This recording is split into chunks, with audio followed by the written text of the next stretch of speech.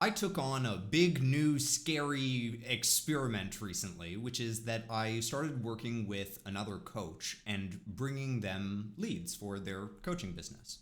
And in that process, we have been adjusting little bits and pieces to make things flow better. And what has ended up happening is that I have had to start documenting my process. Because I realized that there are all of these little things that I do when I go about the process that I do to get clients that I don't really think about. They're not really conscious. But in doing that, in working with someone else, I have realized that all of those little things are really important. And so I've started actually, whether it's recording my own process in little videos or writing out my process in a document, I've started doing that, and I have found that it is actually really, really helpful in seeing a bunch of different things, actually. It helps me to see the sort of invisible processes that I don't even really think about and codify them. And it also helps me see where I am and am not getting results. So today, we're going to talk about this process of documenting your process. And this isn't just applicable if you are running a business. This also applies if, you're going on your mental health journey or really any sort of process that you go through. I think that documenting your own process is really, really valuable. Let's talk about some reasons why. So first of all, like I said, when you document, you codify your process, which makes teaching and delegating easier. So now, as I talk to this other coach that I'm working with, I'm able to walk him through step by step the process that I go through, which makes things very clear and easy for him, which makes things clearer and easier for me because I'm able to delegate off stuff that, I don't need to take care of because I have it very clearly outlined and he can take care of it. The second is that the stuff that takes you years, the stuff that has taken me years to put together, figure out, all of that stuff gets distilled down and you're able to share that with somebody else. The example that I often hear about this is with books. The reason that books are such a powerful learning tool is because it is one person's experience distilled down into, however many pages the book is. And those experiences may have taken a lifetime for them to figure out, but you get to sit down and read it in a few hours and download all of that into your brain. And it is just such an incredibly valuable practice to shrink time in that way. That instead of having to go through everything that they went through in order to figure out all that stuff, you're able to get it by just, reading through a book or, learning from somebody else in some sort of process. The third is that you build sort of a personal inventory, sort of like in a game, so that you don't have to keep it all in your head. So let's take mental health, for example. As I coach people, oftentimes there are all of these different tools that we sort of develop together. And those tools are great, but it's really easy to forget all the tools that you have. It's sort of like if you think about all 100, well, there's many more. Let's say the classic 151 Pokemon, right?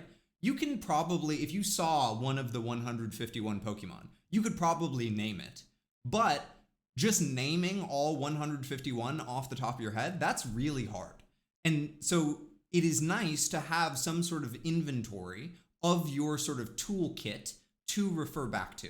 By documenting your toolkit, it becomes like an inventory in a game where you can like press pause and bring up your toolkit so that you can see all of the tools right in front of you and pick which one is best for any moment. The final sort of advantage that I think comes with documenting your process is that it exposes your weaknesses. So there's this analogy that I often use, which is that when you do a really intense workout, it exposes weaknesses in your physiology. So let's say you're lifting some really heavy weight, and every time you do this particular intense workout, you notice that there's some discomfort in your shoulder. And so you come to understand, oh, I must have, done some damage to my shoulder at some point, or there must be something up with my shoulder, which means that now you are aware of it and you can address it. Whereas oftentimes we're able to just sort of compensate for things that are, not ideal, and we don't even notice that those things are present. And so by documenting your process, you're able to see very clearly where the weaknesses are in your process and address them. Let's say that this sounds good to you. Let's say, okay, these advantages of codifying my process and, making it more accessible for others and building my personal inventory, sharing my journey, and sort of like getting, experience from everyone else and compressing that. Maybe all this sounds good, but like, how the heck do you actually do it? The short answer is that it's different for everyone, but there are a couple of sort of tactical paths that I think might be helpful in walking you through this. The first documenting method that I think is really useful that y'all may not be surprised about is live streaming. And the reason that I think live streaming is so valuable, in order to explain that, I have to diverge into theater for a second. So for those of you that don't know, I was born and raised in theater. My mom was literally directing shows while I was in her belly. And in theater, there is this concept called the truth of doing, which is this idea that if you have an actor on a stage and you just have them stand there and say their lines, it is actually very, very challenging. It is a very high-level skill for an actor to be authentic in that moment, to really embody the character by just standing there and saying their lines. But if you have that actor actually do something on stage that they actually have to do, so let's say, for instance, that they are going to make and eat a sandwich while they are on stage delivering their lines. All of a sudden, they have to genuinely engage in this process of making a sandwich and eating this sandwich. And the idea of the truth of doing is that in doing that, that authenticity, that real thing that is happening, helps them to embody that authenticity in their entire performance. And it's really, really amazing to watch. If you are ever working with an actor and their performance is affected, which means that, it's sort of over the top or whatever, if you just give them an activity, like, painting something or making a sandwich, whatever, then you'll be amazed at how their performance transforms. It's really incredible to watch. And I think that this applies in live streaming as well. That when I sit down to record a video like this one, I've gotten pretty good at being myself while I'm recording a video and talking to the camera and everything. But the experience completely transforms when there's one person in chat that I'm talking to. And this isn't just my own experience. This is also what I hear in terms of feedback.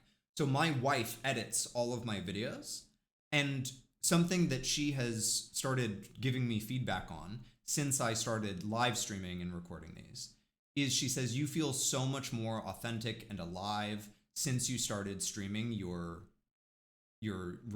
work, since you started streaming your recordings. So it's noticed by other people too. So this is the idea of the truth of doing.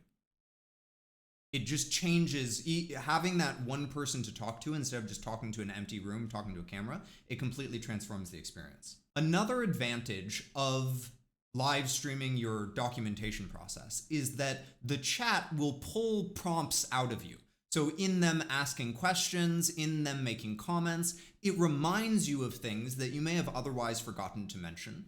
And as they ask questions or make comments, it may bring new insights that you wouldn't have otherwise thought of, and you can talk about them. And so it actually expands the documentation process or informs the documentation process. Now, you might think, Sean, I can't stream. Streaming is such a huge time commitment.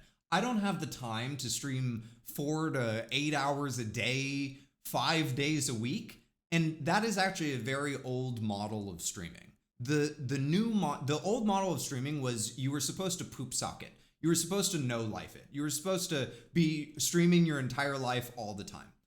Old model of streaming. It is actually, if you were just starting out streaming, it's actually not an effective way to stream. The new model of streaming is that streaming is all about syndication.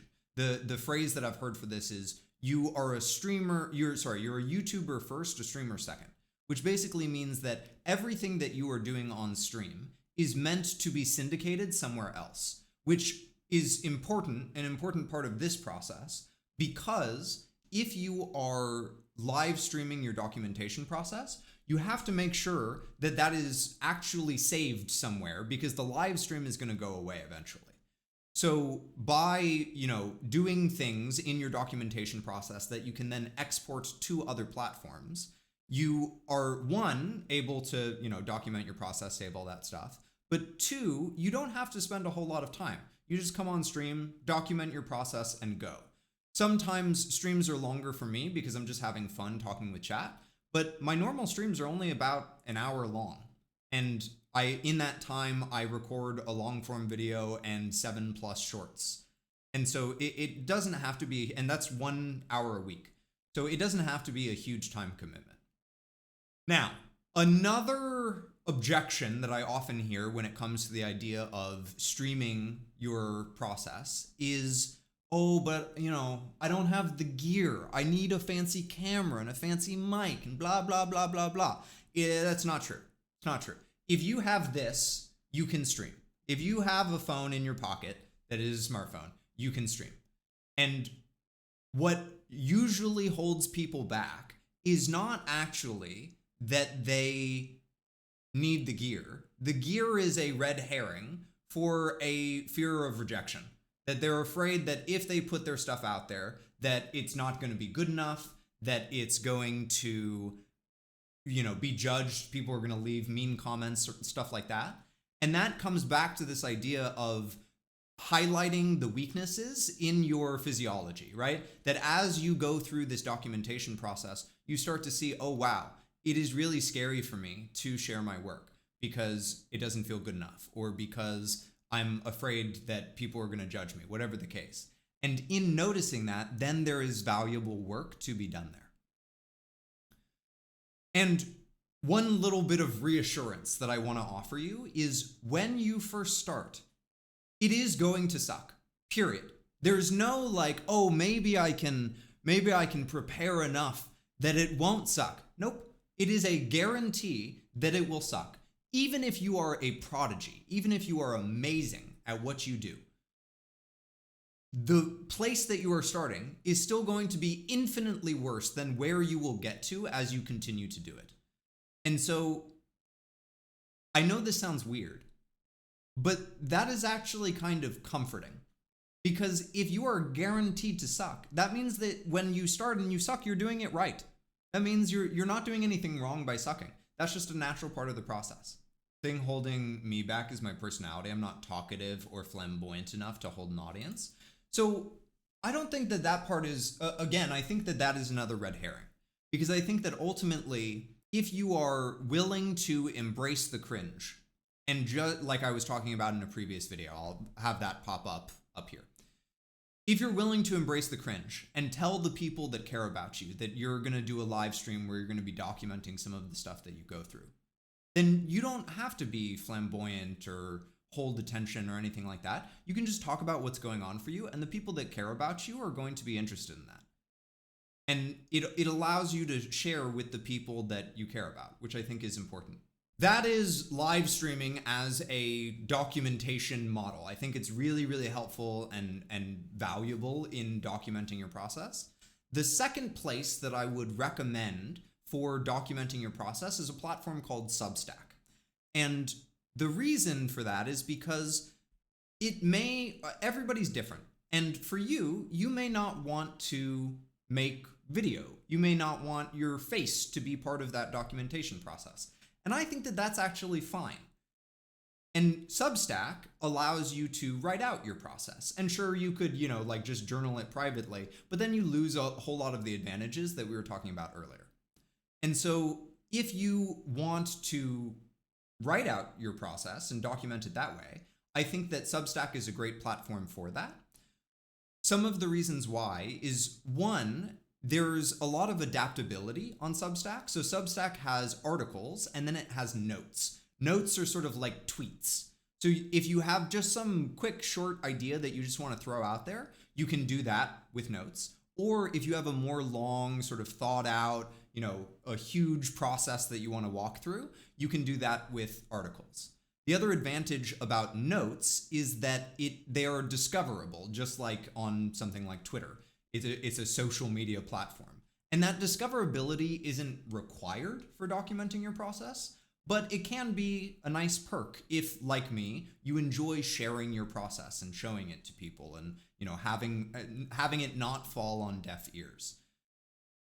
The other advantage of Substack is that you can mix writing, audio, and video. So Substack allows for all of that. So if you want to take the stuff that you make on your live stream, like a long form video, and export it over to Substack and send it out to, people in your life, you can do that. So it's a great place, other than YouTube, to syndicate the stuff that you make on stream, the sort of home for your stuff to live, your documentation to live, and you can mix and match what it is that you want to do. The final thing about Substack is that there are a couple of really cool features. The first is an auto transcription feature. So I can record this whole video and then upload it to Substack, and it will generate a transcript of everything that I say in this video, which then makes it very, very easy for me to, shift that around a little bit, edit that a little bit into some sort of article, so that I can have multiple forms of documentation, which I do think that there is value in. When I write my article to prepare to make this YouTube video, the experience is different, and the things that come out are different than when I record the video. And so I think it's nice to have sort of a mix and a match. Ultimately, I think that documenting your process is an incredibly valuable practice because it, one, clarifies your thinking, that in going through and talking about the things that you are doing and, writing them down, recording them, whatever the case, it becomes much easier to talk about with others. You see progress in real time because as human beings, we are horrible at measuring our own progress because we are with ourselves every day, and change is so incremental, so slow, that it is very hard to see your progress. But when you document your process, you can go back a year and go, wow, look at the difference between what I was doing a year ago and what I'm doing now. It's a world of difference. It's like a gym progress photo. The third thing is that you help others to shorten their path. So instead of somebody having to go through all of the things that you had to go through, they are able to watch a 12-minute video or whatever and get all of the information from this experience that you had that you happened to document. And even the negative parts of it, even the sting of judgment or the fear of rejection or it falling on deaf ears, any of that stuff, even that stuff helps you to notice what is going on internally for you and do your own valuable internal work. So it is something that I highly recommend. I think it is one of the most valuable sort of overall practices that you can do in your life, is to document your process in some way or another. So if you're sitting here and you're thinking, yeah, Shauna, I would love to document my process, but I can't get myself to do anything. I feel completely paralyzed. Sometimes the reason for that is because there's this big ol' whopping should that is crushing you with its massive heavy weight. And by recognizing that and sort of figuring out a different way to work rather than always trying to fulfill these sort of societal expectations that are laid on you, it can really help you to start to move forward in your life. And this video goes into detail about the process that I use. It'll either pop up here or down the description. The process that I use to help both myself and people do things that are actually important to them rather than just following, what they should do. So I hope this was helpful, and I'll see you next time. Bye. This video is absolutely for me. I have a, wait, I have something for this. Are you ready? Wait.